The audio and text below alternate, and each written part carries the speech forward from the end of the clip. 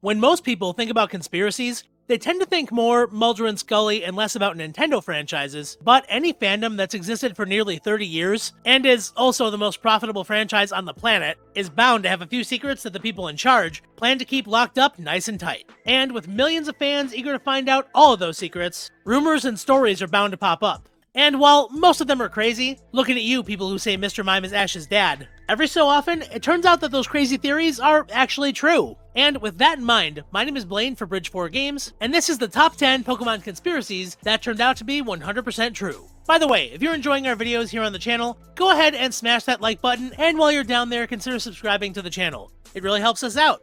Thanks. Number 10. Is Pikachu really a mouse? Without a doubt, the most iconic Pokemon of all time is Pikachu. Even though it wasn't on the covers of the very first games, Pikachu's adventures with Ash skyrocketed it to the face of the franchise. And when you see the same image over and over again, its little details start to become more noticeable. Now, according to the Pokedex, Pikachu is the electric mouse Pokemon. But since Pikachu became a household name, fans were quick to realize that it doesn't really look that much like a mouse. Its ears are a bit too straight up, and its tail is much thicker than a mouse's normally is. And brace yourselves, but that's because it was actually based on a squirrel.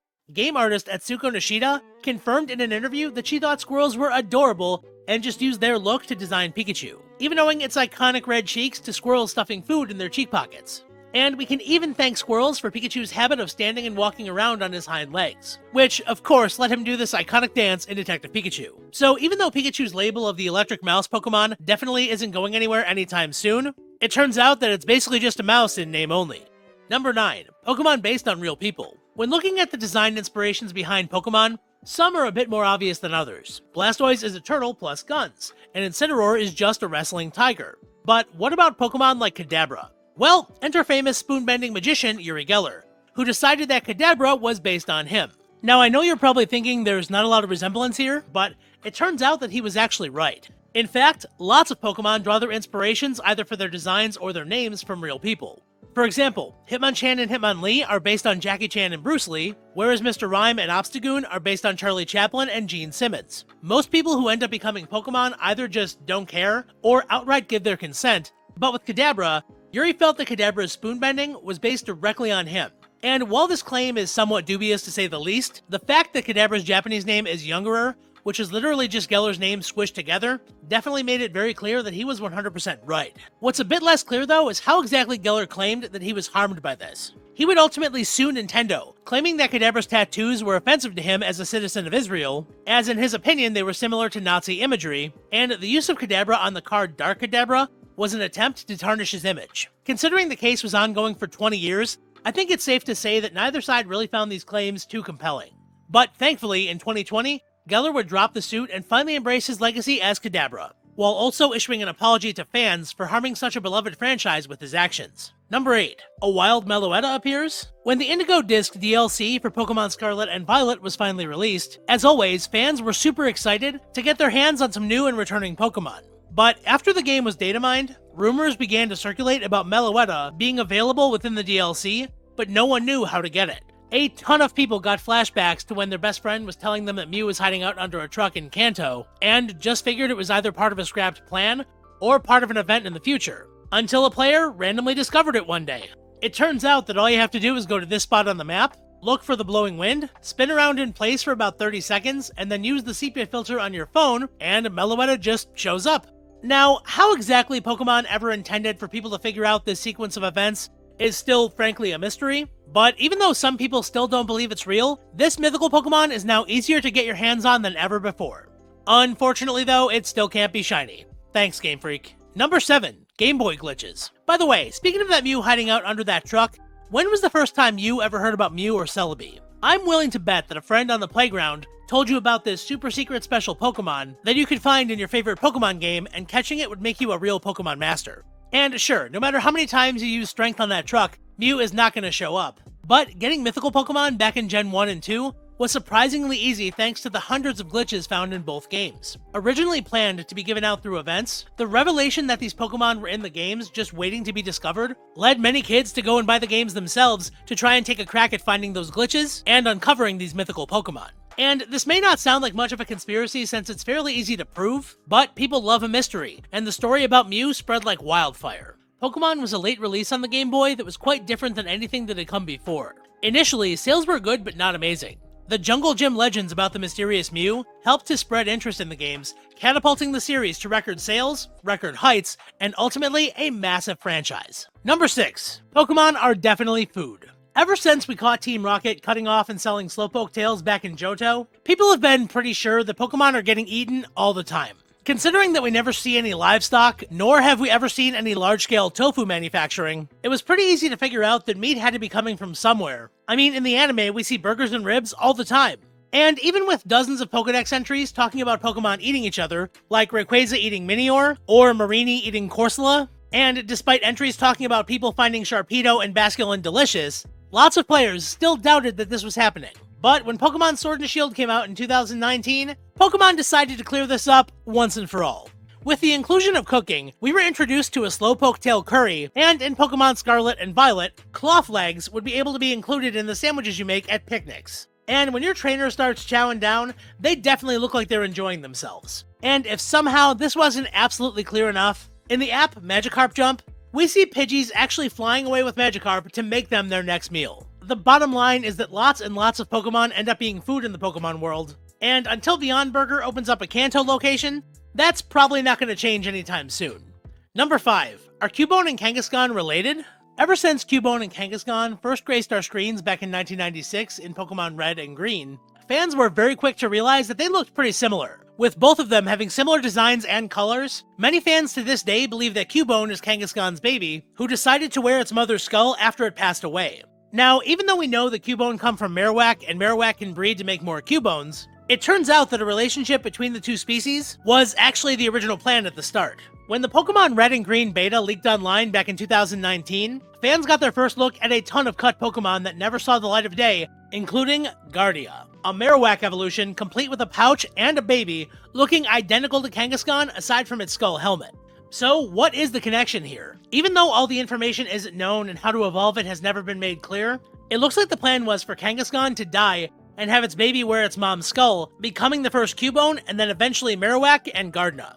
As it reproduces, its offspring would carry on the tradition, giving us both the Cubone, Marowak, and Gardna lines and the Kangaskhan line separate but related. So even though we still don't have all the details, these two are 100% linked. So if you ever thought that they looked a little bit too alike for it to be a coincidence, don't worry, you're definitely not going crazy. Number 4. Executor Easter Egg. Alright, I may be a bit biased here, but Executor has been one of my favorite Pokemon since all the way back in Pokemon Red and Blue. Needless to say, I was ecstatic when it got a new regional variant in Pokemon Sun and Moon. But as it turns out, Sun and Moon may not have been Alolan Executor's first appearance. For this one, we need to go all the way back to 1997 and take a look at a Japanese booster box of the Jungle TCG expansion.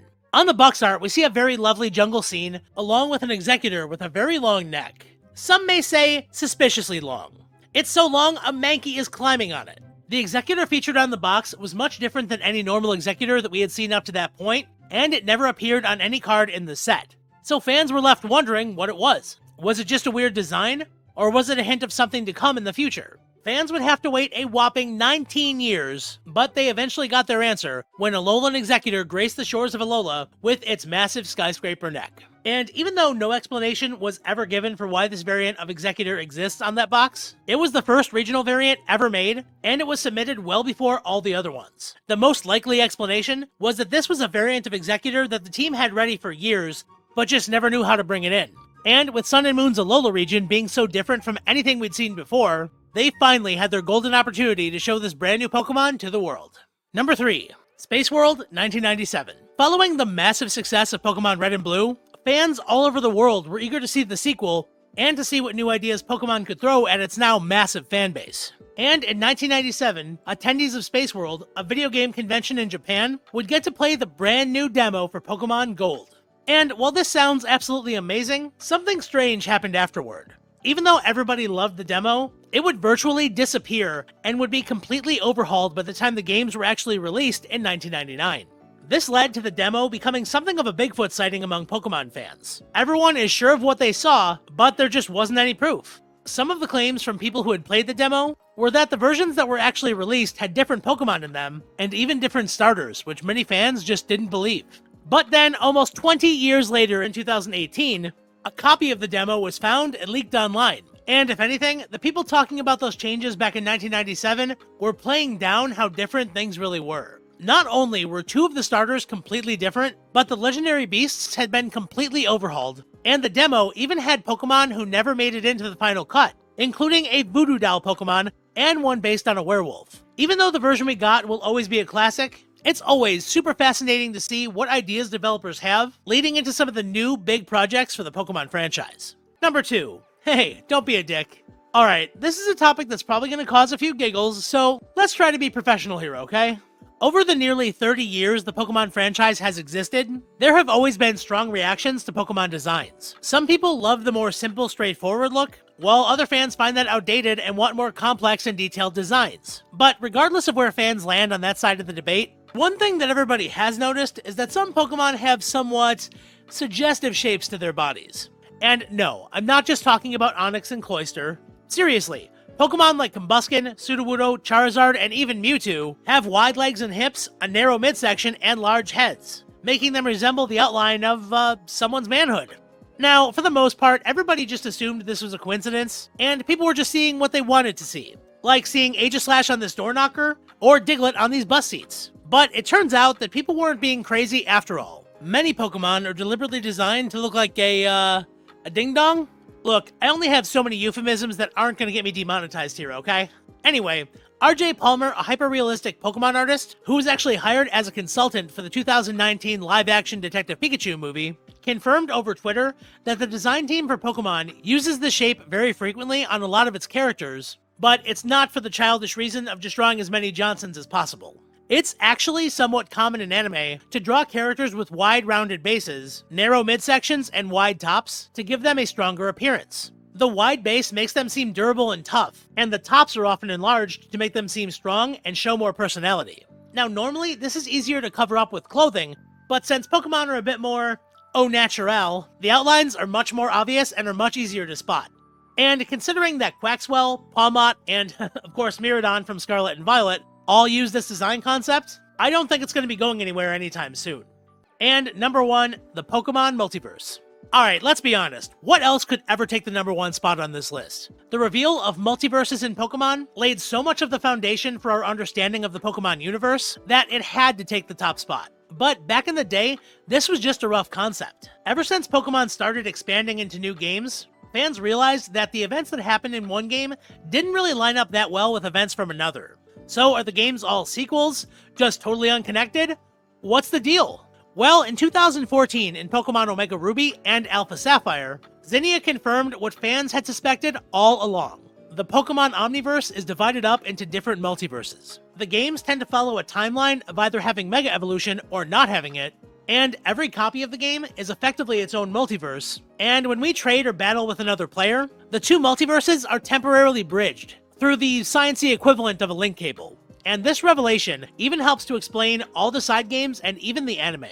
They're all happening, just in other multiverses. Ultimately, this reveal helped make sense of a lot of very confusing lore from a lot of amazing games. And because of that amazing achievement, it is definitely worthy of being the top spot on this list. And those are my picks for the top 10 Pokemon conspiracies that actually turned out to be true. What's your favorite Pokemon conspiracy? Let me know down in the comments. And while you're down there, if you made it all the way to the end, you might as well go ahead and hit that like button and also subscribe to the channel. We have videos like this going up all the time, and you're not going to want to miss any of them. But with that being said, my name is Blaine for Bridge 4 Games. As always, I hope each and every one of you have a happy, epic, awesome, and amazing day. And until next time, I'll see you in the next video. See you around. Bye-bye.